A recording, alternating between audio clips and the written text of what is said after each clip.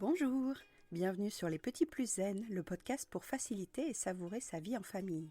Je m'appelle Séverine, je suis facilitatrice en parentalité après avoir été 22 ans professeure des écoles en maternelle REP+.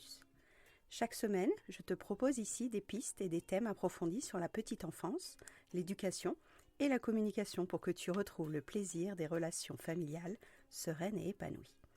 Une de mes missions est de t'aider à mieux comprendre et apaiser les émotions de chacun pour installer un équilibre entre tes besoins personnels et ceux de ta famille et enfin retrouver du temps pour toi.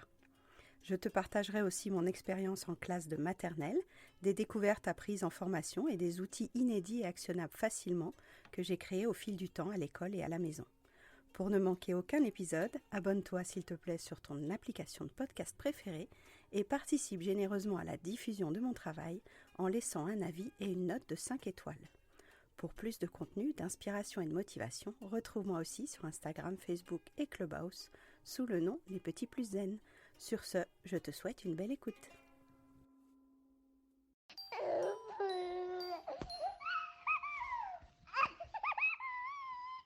Bonjour, on se retrouve pour l'épisode 9 de l'émission. Nous allons parler aujourd'hui d'éducation à la parentalité positive. La parentalité positive, c'est un processus qui est continu et qui va nécessiter l'engagement et la réflexion de chacun des membres de la famille, du couple parental. Moi, en tant que maman, j'ai mis longtemps avant de comprendre que je n'appliquais pas du tout une parentalité positive avec ma première fille. Ma première fille est née en 2007, j'étais déjà maîtresse. J'avais l'impression que ça allait passer comme sur des roulettes parce que j'étais déjà maîtresse, que j'avais été animatrice de colonie et pas du tout. Ça ne s'est pas du tout passé comme ça. Je n'ai pas compris que la parentalité positive, c'était prendre aussi soin de moi en tant que maman. Et je suis partie dans une des dérives de la parentalité positive, quand elle est mal comprise, c'est de sacrifier la place du parent au nom des besoins de l'enfant. De faire passer en priorité mon enfant bien au-delà de mon réservoir énergétique, temporel, émotionnel et même physique. Cet écueil, il est partagé par beaucoup de familles. Vous entendez peut-être beaucoup parler du burn-out parental, de l'épuisement parental, de la dépression du postpartum. Et ce sont des choses qui malheureusement touchent une famille sur 3. Et ce moment-là, où on n'a pas compris les principes de la parentalité positive, c'est un point de départ pour faire autrement, pour faire différemment, pour faire mieux.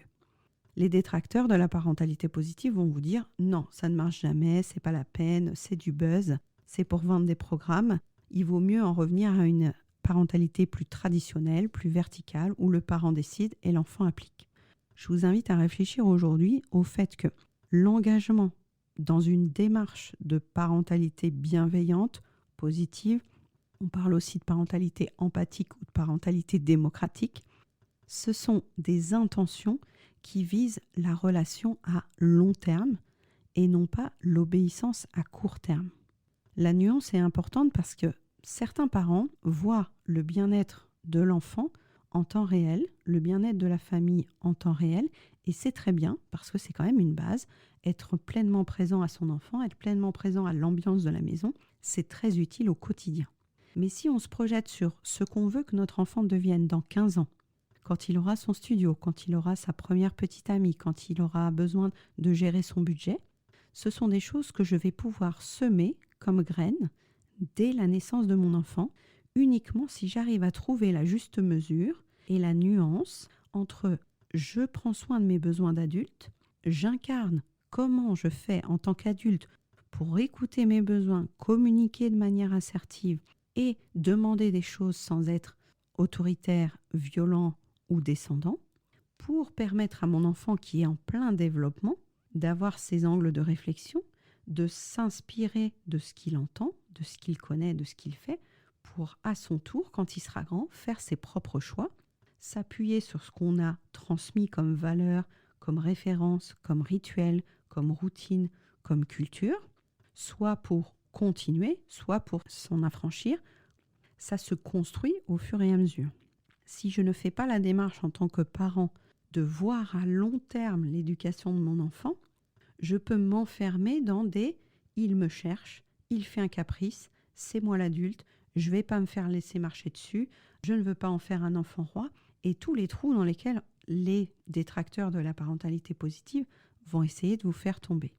On a un programme qui s'appelle Zenflix avec des mamans passionnées, je leur fais un petit coucou, qui me disent souvent quand je vais dans la famille ou dans la belle famille, j'ai sans cesse l'impression de me justifier et de devoir expliquer pourquoi j'éduque mon enfant comme ça et pourquoi je fais tel ou tel choix. Et je leur dis, c'est normal, ce sont des personnes qui n'ont pas envie de remettre en question leur vision de l'éducation, leur vision d'avoir élevé leurs enfants comme ça, qui sont persuadés d'être dans le bien fondé. Et ce que je donne comme astuce à mes clientes, c'est en effet, tu peux avoir le choix de vouloir leur expliquer et les convaincre ou garder ton énergie et juste vérifier en toi que tu es convaincu du bien fondé de ta démarche pour le long terme de ton enfant. Alors que certaines des générations qui vont critiquer l'éducation positive ont eu l'impression d'avoir soumis leurs enfants, d'avoir élevé leurs enfants à la dure, d'avoir puni leurs enfants et que ça n'a pas eu de conséquences à long terme. Si je mets les pieds dans le plat, il y a plein de conséquences à long terme des familles qui ont éduqué avec violence, avec punition, avec châtiment, avec humiliation, avec condescendance. C'est que les enfants ont soit perdu l'estime d'eux-mêmes, soit les enfants ont attendu d'être enfin majeurs pour se barrer de la maison et ont coupé les ponts avec des parents qui n'ont jamais, selon eux, pu les considérer, les écouter, les entendre, voire les aimer. Et tout ça ne reste qu'une perception.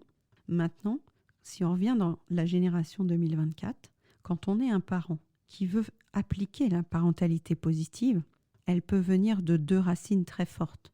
La première racine, c'est de réparer l'éducation qu'on a reçue et de transformer la parentalité qu'on a vue et observée en tant qu'enfant en quelque chose qui soit plus bienveillant et positif avec nos propres enfants. Une sorte de hiérarchie et de transgénération où on veut casser le schéma de la violence éducative.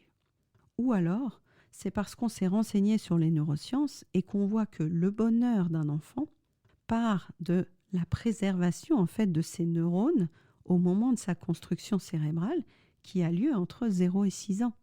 Au moment justement où le parent veut appliquer, comprendre l'autorité et faire comprendre à nos enfants le cadre et les limites éducatives dans un contexte qui serait plus bienveillant pour le bien et la sauvegarde de ses neurones et son développement cognitif.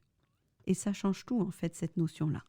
Le fait que dans les travaux de Catherine Guéguen, on mette en place que le développement du cortisol, du stress, des enfants qui ont été élevés à la dure, avec violence, avec soumission, avec rigidité, ont eu des cerveaux beaucoup moins développés et beaucoup moins créatifs parce qu'ils étaient beaucoup plus enclins à rester vigilants à la survie, à la sécurité, à ce qui va leur tomber sur le dos parce qu'ils étaient méfiants face au monde extérieur.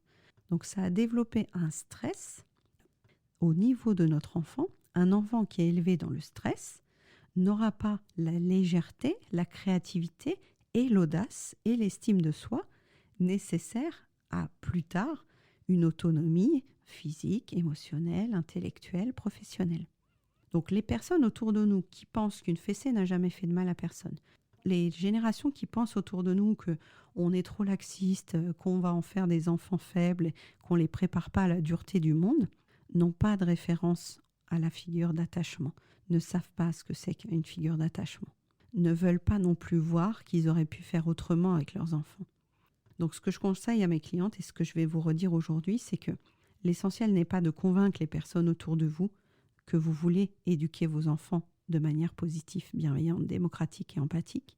L'important, c'est que vous vous en soyez suffisamment convaincu pour que ça vous porte au quotidien dans les actions et dans les choix que vous allez faire. Malgré les critiques, malgré les remarques, à long terme, vous le faites pour votre enfant, non seulement pour son bonheur à lui, mais, et c'est ce qui me plaît aussi dans mon métier, c'est parce qu'on favorise la relation que notre enfant va garder avec nous quand il sera adulte. On favorise le fait qu'il puisse nous demander de l'aide, faire appel à nous, même quand il sera adulte. Parce que dans le lien, ce sera un lien horizontal, ce sera un lien d'écoute, ce sera un lien de coopération et non pas un lien de tu m'obéis, tu me dois quelque chose, tu me fais de la peine, tu ne me rends pas service et de culpabilisation émotionnelle. Tous ces sujets-là, vous allez les retrouver dans le podcast. Je vous indique par exemple l'épisode 74 qui parle de l'héritage parental, de casser le cycle de la violence d'une génération à l'autre. Vous avez aussi, dans ce même registre, l'épisode 103 qui parle de la culpabilisation émotionnelle que vous avez sûrement autour de vous, que ce soit pro ou familial. À nouveau, quand vous allez aller vers votre propre parentalité, quel que soit l'adjectif que vous voulez coller derrière, vous allez vous sentir un peu divergent. Vous allez vous sentir un peu novateur, explorateur, peut-être même avant-gardiste. J'ai eu ces impressions-là en 2007 quand j'ai commencé à remettre en question ma parentalité, quand j'avais une écharpe de portage, quand j'ai allaité. C'était pas encore autant la mode en 2007 d'allaiter, d'avoir un maternage proximal. Maintenant, c'est beaucoup le cas en 2024 et c'est très bien. Mais il y a encore des générations qui ne comprennent pas ce retour. Pour eux, c'est presque une régression. Pour eux, c'est presque un oubli du rôle de la femme. Je pense que chaque élément est argumentable des deux côtés, mais avez-vous vraiment envie de passer votre temps et votre énergie à convaincre des personnes plutôt que de passer votre temps et votre énergie à savourer votre vie de famille et à imaginer les bienfaits à long terme sur votre enfant et sur votre relation à votre enfant, sous-entendu aussi que ça va sauver une partie de votre couple si votre conjoint est d'accord avec vous. Le fait d'être allié, d'avoir une alliance conjugale et parentale, va vous donner beaucoup de force et beaucoup de poids face au regard des autres. Sur ces deux questions-là, sur l'alliance du couple parental, je vous invite à écouter l'épisode 41 du podcast Les Petits Plus Zen et sur le regard des autres, l'épisode 40 qui est assez piquant aussi. Et dans les petites notes là que je m'étais proposé aussi, vous avez le mythe de la mère parfaite qui a été assez soutenant pour certaines de mes clientes qui est dans l'épisode 97. Et enfin, une des solutions quand on veut éduquer ses enfants avec la parentalité positive mais qu'on n'a pas forcément autour de nous des relais ou des gens qui font la même chose, on peut se sentir un peu isolé. C'est ce que m'ont dit certaines des clientes et donc on a créé des offres où les mamans peuvent échanger en collectif dans un WhatsApp. Donc il y a l'offre Zenflix qui est une offre mensuelle où elles peuvent échanger et il y a des documents qui vous sont envoyés tous les mois pour travailler autour d'un thème. Dans l'épisode 113, et il y a aussi le fait de faire des cercles de parentalité. Dans l'épisode 108 aussi, je vous parle de tout ça. Donc vous pouvez aussi chercher sur le site lppzen.com l'actualité pour vous relier à des mamans, à des familles, à des parents qui sont prêts à avancer sur ce chemin de la parentalité positive plutôt que de mener le combat de convaincre ceux qui n'en sont pas convaincus. C'est un petit peu comme le milieu écolo, c'est un petit peu comme les décroissants ou les minimalistes. Ils ne perdent pas leur énergie à vouloir convaincre, ils le vivent avec bonheur, avec sérénité et c'est tout ce que je vous souhaite pour votre famille. De trouver que cette voie est suffisamment inspirante, que c'est une valeur que vous voulez porter pour vous, pour vos enfants et pour l'avenir. Je vous souhaite une très bonne semaine. Si vous avez des retours, des questions ou des propositions de thèmes d'épisodes, rejoignez-moi sur les réseaux sociaux @lespetitspluszen. Je suis ravie d'échanger avec vous au quotidien. Bonne semaine. Au revoir. Si tu veux en savoir plus, je te donne rendez-vous dans la bio pour savoir quelle est l'actualité. Belle semaine à tous. Merci d'avoir écouté cet épisode. Tu peux retrouver les thèmes et les épisodes précédents aussi sur lppzen.com/lepodcast. Pour soutenir mon travail, je t'invite à noter, commenter et partager le podcast, notamment sur ton application préférée, comme Apple Podcast par exemple. Ton soutien est important pour moi pour permettre à d'autres parents de retrouver la sérénité en famille. On se retrouve pour un prochain épisode très bientôt et en attendant, prends bien soin de ta cheminée des émotions et de ton arc-en-ciel des besoins. À très vite.